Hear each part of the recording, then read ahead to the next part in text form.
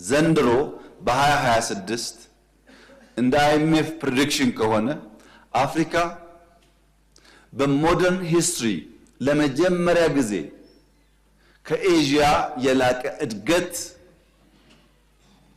በአፍሪካ ሊመዘገብ እንደሚችል IMF ተንብዮአል። በጂዲፒ ያለው ግሮዝ የአፍሪካ በ2026 ከኤዥያ ካለው እድገት በታሪክ ለመጀመሪያ ጊዜ የተሻለ እንደሚሆን ገምቷል። ይህ አጠቃላይ ጂዲፒ ሳይዙን ሳይሆን ካለው ሳይዝ ያለው እድገት ማለት ነው። ሳይዙ ረጅም ጊዜ ይፈልጋል እዛ ለመድረስ። የኢትዮጵያን ብንወስድ በዚህ ዓመት የነበረን እቅድ እና ለፓርላማው ያስገባነው 9.2% እድገት እናመጣለን ብለን ነበር። ነገር ግን በ6 ወር ያመጣነው ውጤት ገምግመን ከዚያ በላይ ማደግ ስለምንችል ወደ 10.2 እናሻሽለው ነው ያልነው። ኦሪጂናል እቅዳችን 10 አልነበረም። IMF ምን አለ? የኛ ኦሪጂናል እቅድ 9.2 ነው። IMF የኢትዮጵያ እድገት የ2026 9.3% ይሆናል ብሎ ተንብዮአል። ኦሪጂናል ካቀር ነው በ0.1% የተሻለ ማለት ነው። አሁን ካሰብነው 10.2 ደግሞ ከ1% በታች በእኛና በIMF መካከል የትንበያ ልዩነት አለ።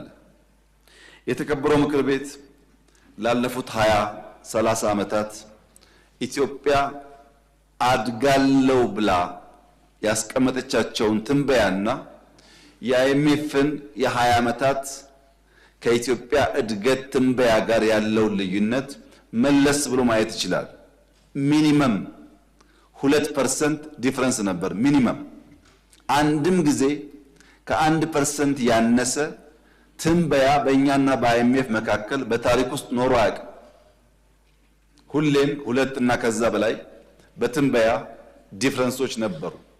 ዘንድሮ ግን ከ1% በታች ነው በትንበያ እንኳን የምንለያየው። ይሄ ብቻ አይደለም።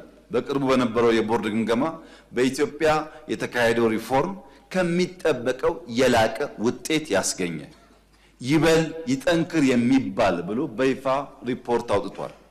ይሄም በየዌብሳይቱ የሚገኝ ስለሆነ የተከበረው ምክር ቤት ማየት ይችላል። የጋራ ሪፖርታችንን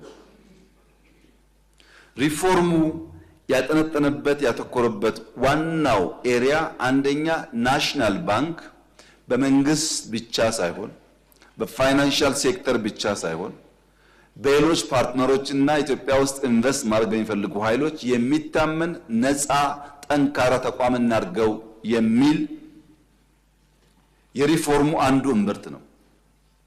ሁለተኛ የፋይናንሻል ሴክተር አጠቃላይ በኢኮኖሚ ያላቸው ሚና አነስተኛ ስለሆነ በጥቂት ሰዎች ዙሪያ የሚሽከረከር ስለሆነ ፋይናንሻል ዲፕሊንግ ለማረጋገጥ ቴክኖሎጂ የሚጠቀሙ አሰራራቸው የዘመነ የፋይናንሻል ሴክተሩ ሰፋ ያለን ኤሪያ የሚሸፍን ፋይናንሻል ኢንክሉዥን የሚያረጋግጥ እናድርገው ነው።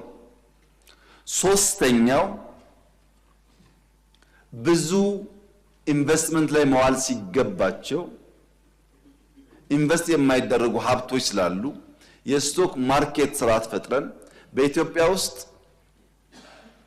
ከኢንቨስትመንት ውጭ የሆኑ ሀብቶች ወደ ስቶክ ማርኬት እንዲገቡ በማድረግ ደረጃ በደረጃ ደግሞ የውጭ ባለሀብቶችን በስቶክ ማርኬት አማካኝነት ሀብታቸውን ወደ ኢትዮጵያ እንዲያፈሱ ማድረግ አለብን ነው።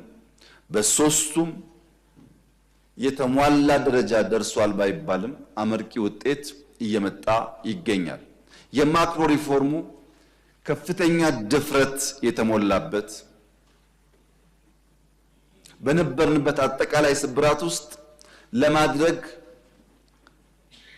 ብዙ ወደ ኋላ የሚይዙ ጉዳዮች የነበሩት ቢሆንም መንግስታችን ከትውልድ ባለው ጉድኝትና ከፍተኛ መሻት በድፍረት ገብቶበት አመርቂ ውጤት በሁሉም መስክ መጥቷል። በሁሉም መስክ